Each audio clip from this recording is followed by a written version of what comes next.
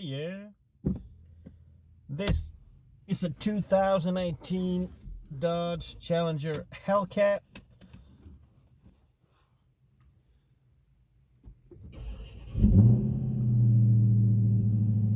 And I love this car. Now, I say that I love this car, and I really do. But I live in Sweden, right? And Sweden have ridiculous taxes and ridiculous gas prices. Because at least 60% of what we pay for our gas, at least 60% is tax. So the price itself is not that expensive, but it's the tax. Okay? So it becomes sort of a hate-love relationship. I mean, you really want this car. You really, really do. And not just a Hellcat. I mean, just any American V8, really. They are extremely popular to look at. They have a pretty decent amount of fans, followers, so to speak. But it's the question of ownership cost. Can you afford it? And you can probably afford just to buy the car itself. But if you don't calculate the tremendous tax or the tremendous fuel price, well, you might be in for a big surprise. Besides that, our car business is not that big because Sweden is such a small country in comparison to others. So we don't have, well, at least when it comes to Dodge American cars, our aftermarket is extremely limited. Our service options are limited, and that makes it just more expensive. This car for service, I made inquiries because I was, okay, there's a Dodge Hellcat. First service is coming up. What's it going to cost me? Asked around. I got everything between $400 and $1,200 just for a regular service, oil change and whatnot. Now I know changing the engine oil in this one is a bit of a work. 19 screws, and you empty the engine for oil, and is it the intercooler? Whatever. So it's a bit of a work, but $1,200, dude, I can do it myself.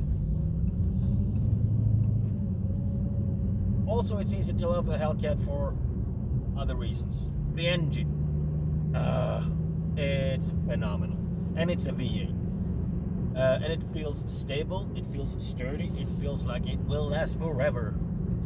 And with 700 horsepower at least, it needs to be an excellent build. Why not?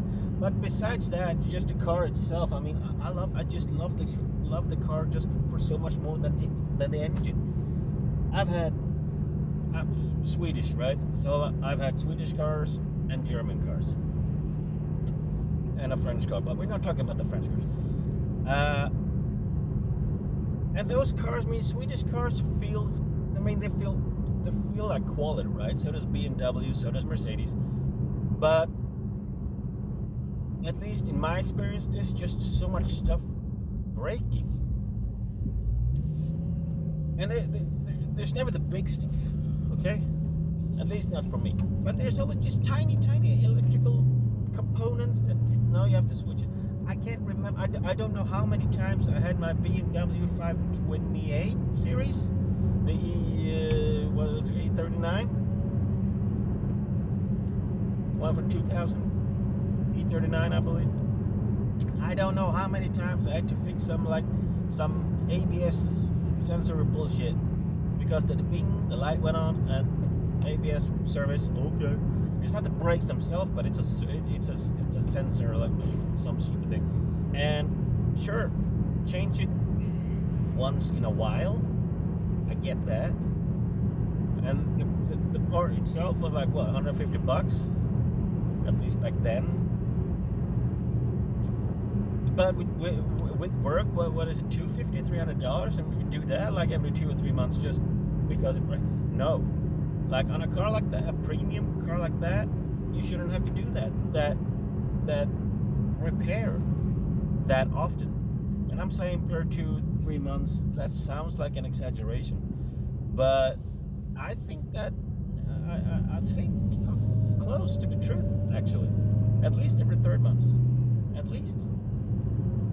So I mean, great to drive. I mean, it felt great, but it was always something nagging, like, you know, some shit that had to be fixed.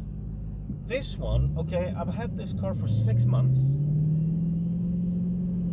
I've driven it for perhaps 3, because Sweden have seasons, so I'm not going to use it during winter because we have snow and ice and slush and whatnot.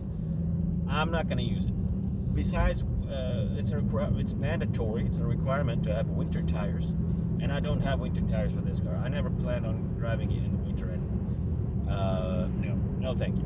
So I've driven it once, 2019 in October, once for 1 month in October, and now I picked it up in March.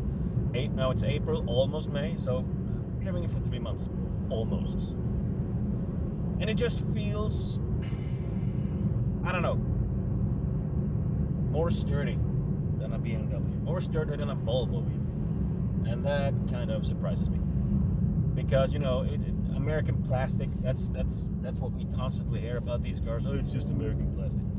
Well, maybe it's plastic, but it's it still feels better than the Beamers I had and the Volvos I had. On top of the engine that feels great to drive, that runs like a freaking rocket, the car is just so smooth to drive. The seats are extremely comfortable. I've been driving this car for like an hour straight. No issues, no worries. It just drove. It was easy. Beamers, in my experience, have great seats for like a half an hour, and then they feels kind of hard. So at least for me, I needed to take a break like once every hour at least. Not once every 30 minutes. That would have been stupid. But, you know, you go for 30 minutes, maybe 40, and it starts to feel kind of so. So you'll hold on for like 20 minutes, and then you have to stop because your ass is just hurting. But these seats, man, oh yes, please, they just feel great. On top of that, it's very roomy. I got a lot of space. The driver has a lot of space. Passenger seat has a lot of space. You can easily fit, yeah, and I say easily, and I mean that. 2 adults in the back, 3 will be so. I've had 3 in the back. They're okay. Not a whole lot of room for them, but they fit. And they will be okay. They won't have a bad time. Maybe they don't want to sit there for 2 hours or even 1 hour. Oops, sorry, but they will fit. There's a trunk that is surprisingly roomy for this car, so that makes it practical. You can easily fit two big ass suitcases in there. You can fit your. Do you play golf? I don't play golf. I hate golf. But if you play golf, no biggie. Just get them in there. They're fine. Probably 2 bags, maybe even 3. I don't know. Yeah, did you know it's a big trunk actually? So easily fit most of the stuff that you need. It's not a station wagon, but it doesn't need to be. You can easily, it's good enough, definitely. So there's just more to it than just the engine, and you have loads of tech. Actually, you have the parking distance control in the back. I don't have it in the front. I don't need it in the front. But the more tech, the cooler, maybe. But that's one thing with the German cars. They have so much tech in them these days. So it's not surprisingly that they have these components that break down all the time, because they cramp them full with technology, which is the technology is awesome. but they seem to be unreliable, a bit unstable. This one feels extremely stable. Yeah, am I happy with the Uconnect system? No. I think that feels not very stable. It happened, like I said, I've driven the car for 3 months, and I think about 10 times the Uconnect hasn't even started. So I had to stop the car, switch off the engine, and turn it back on. Then it's sometimes it starts a bit slow. If that happens every now and then, yeah, I get it. It's a computer, a bit sensitive, but a bit too often, no.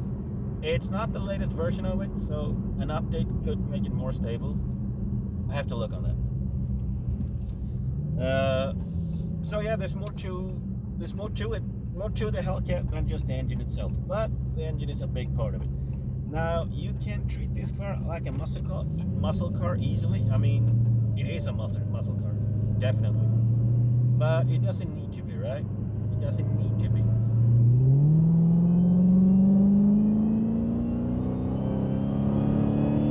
Oh yeah. I will never get tired of that. That wasn't even fast. It was like 90. So I think that was 90, maybe 85 or something. I'm in Sweden. I can have both metric system and imperial. I actually just switch it back to imperial because I'm gonna let you know what I'm doing. So it doesn't need to be a muscle car, right? Right now I'm cruising along at 45 miles per hour, and the current miles per gallon is 20. Okay, it's not great. It's 22, 23, 20, 20-ish. 45 miles per hour. Let's just say 20. Okay, and right now I'm on average at 15.3 miles per gallon. It's not great. So the fuel economy is abhorrent. All right, and there's no way around it. You can't cruise like, okay, now we're slowing down a little bit. Okay, 40 miles per hour. 39. Oh, never mind. And immediately when you just slow down a little bit, the MPG goes up immediately. Like now when I'm cruising up to 50, 60. Press it. Okay, now we're braking. They've removed some asphalt. Alright, now we have to go slow. Never mind. So you don't have to drive it like a muscle car. You want to, because that's more fun. I know. But at the same time, I mean, I can definitely enjoy just a slow cruise with this car downtown. The only thing I don't enjoy is to see that current MPG. Because if you get stuck in traffic, actually stuck like in an intersection, you have to stop, that MPG will say 0.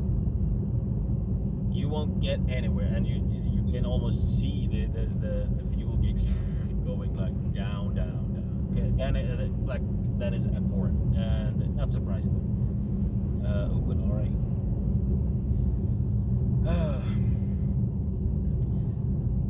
So maybe that's the thing. I mean, it's big, it's huge, and you can definitely feel that. And the MPG is bad, definitely bad, but it's worth it. Definitely worth it. And you know, I never want to get rid of this car. Not today, not ever. I love it. But like, this was not meant to be a review. Now it sort of became a review anyway. Like I said, I live in Sweden, so I haven't made like a loose comparison between the price, like owning a Hellcat in Sweden and the United States. It's a very loose comparison. I mean, it's not.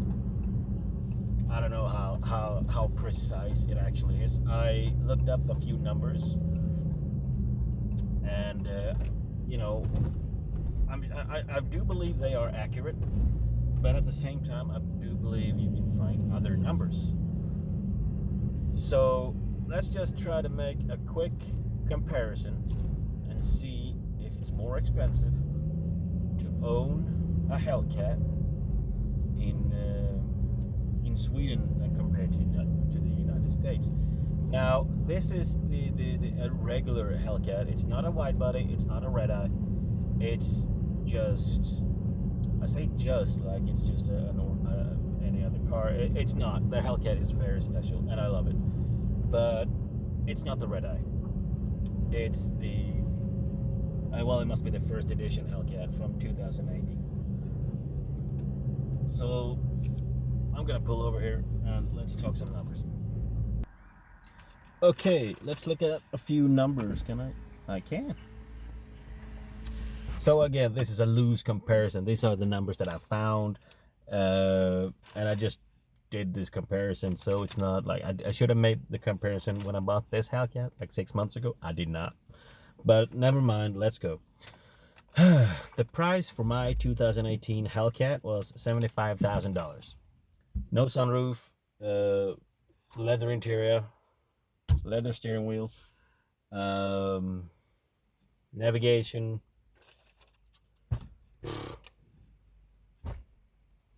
automatic, 8-speed automatic, yeah, stuff like that.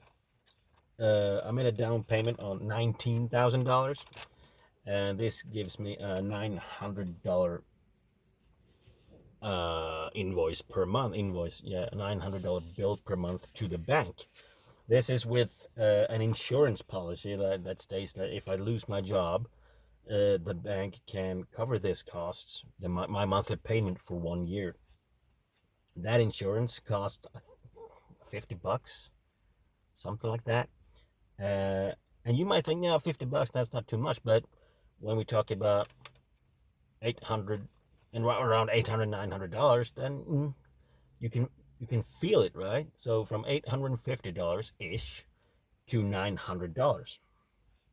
Now with the coronavirus going on, I'm sort of happy I actually took it. Never mind. The tax for this car is $600 annually, and I pay that 3 times a year. Not $600, so I pay $200 3 times a year.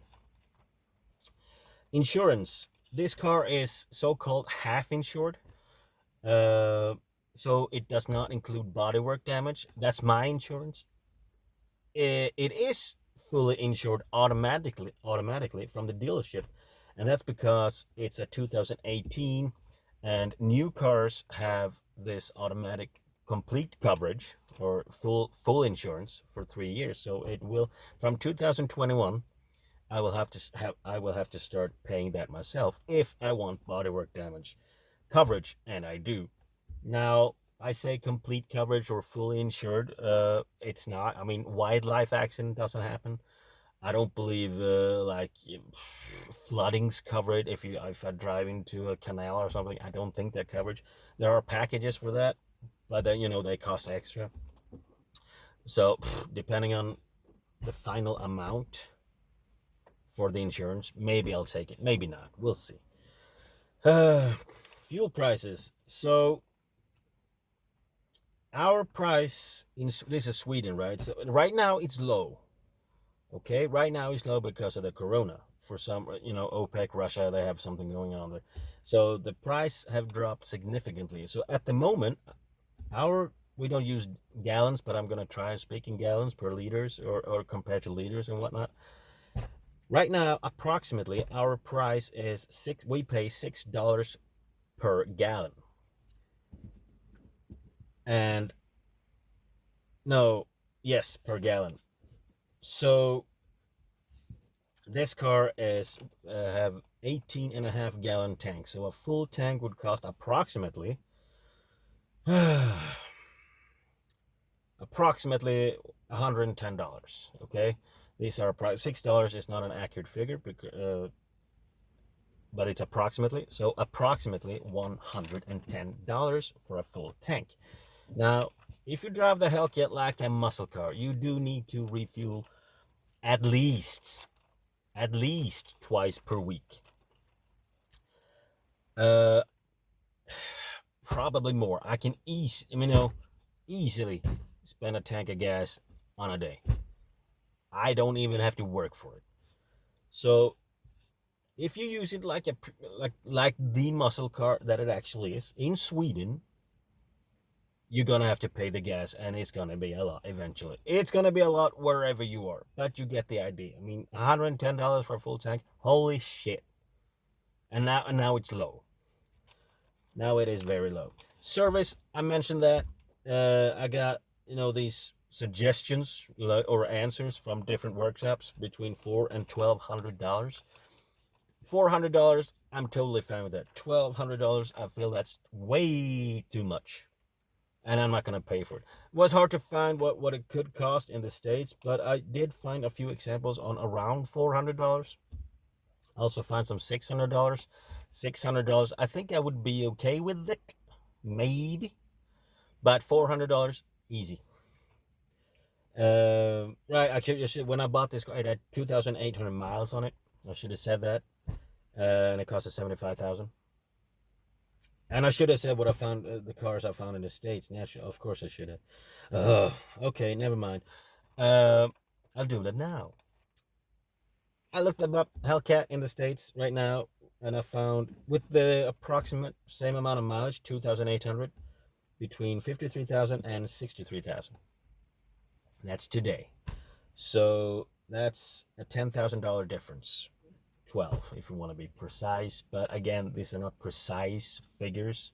So $10,000, $15,000 is probably maybe a bit more accurate to back then, because back then the cars would have been a little bit more expensive, but so was this one. So that was the price in the States now, and I might cost 75,000. So this one is significantly more expensive. If it's the same type of car, same kind of Hellcat, $10,000 difference. Which one are you gonna get? Yeah, the cheaper one. The States have the gas guzzler tax. I don't know if that's annually or a one-time cost, but I found it's $1,700. I don't know if that's state or if that's what do you call it, federal, like nationwide. But that's a tax, and that's an expensive tax. I hope that's a one-time. I hope it's a one-time. Otherwise, you win on a tax if you do want to win. I looked it up as well. You guys pay, on average, $1.80 per gallon. So we win that one by a huge margin. That's like a $4 difference. That's not even funny, man. Insurance, I found insurance is so fucking weird because it depends on like you and where you live. Like, how old are you? Did you ever crash? Did you hit a rabbit at one point? Stuff like that. So I found very different. I found $3,300 for 6 months, which is expensive. I found $2,400 per year, which is approximately what mine is going to cost when I do the full insurance thing. And I found $105 per month, which is what I pay today. I pay $100 ish, so we can say 105. That's about the same. That $105 per month was like farmers insurance or farms insurance or something like that. Something like that. I'm not sure. And I looked up 2019 Hellcat wide body, not a red eye, just a regular Hellcat wide body. 2019, brand new, 0 miles, $95,000. I think the red eye might cost $95,000 in the States.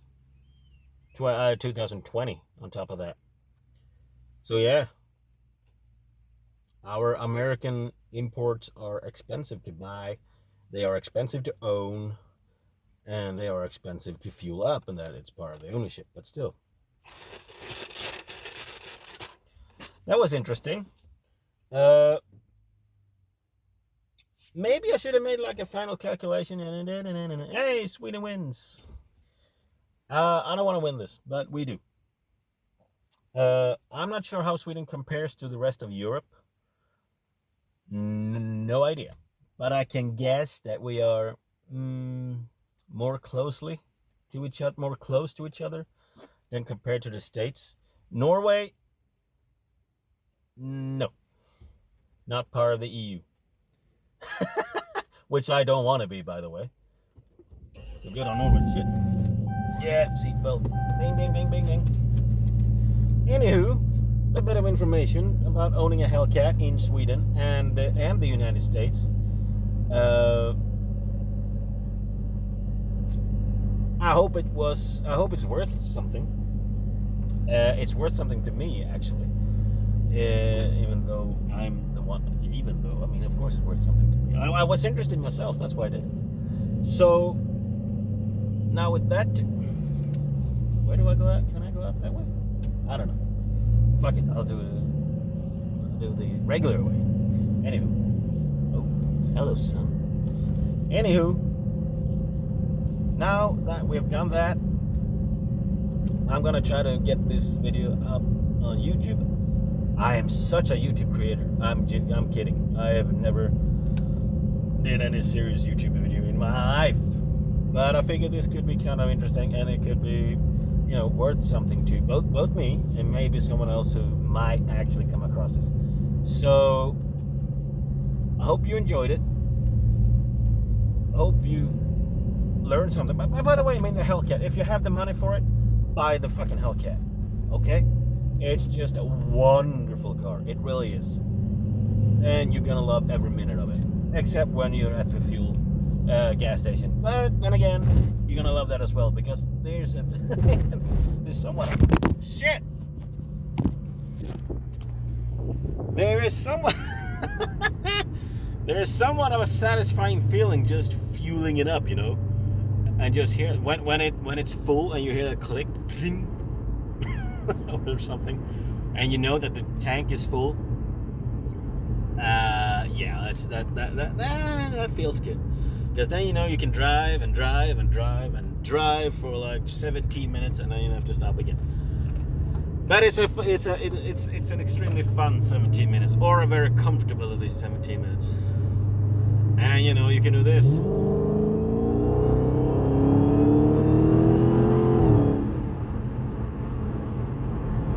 I will never get tired of that. Never. Shit. You're like, Christmas Eve. Hello. Woo. And the noise. And the sound. And yeah. If you can afford it, buy the Hellcat.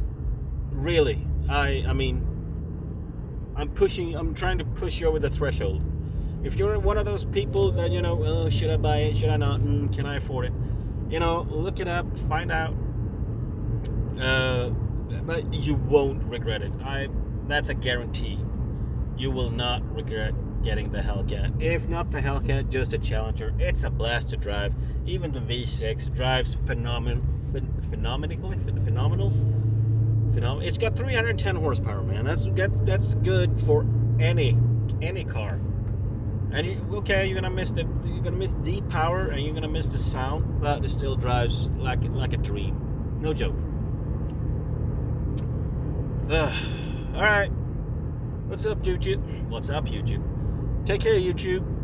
I don't know. Maybe I'll do something else with the Hellcat in the future. Take care now. Bye.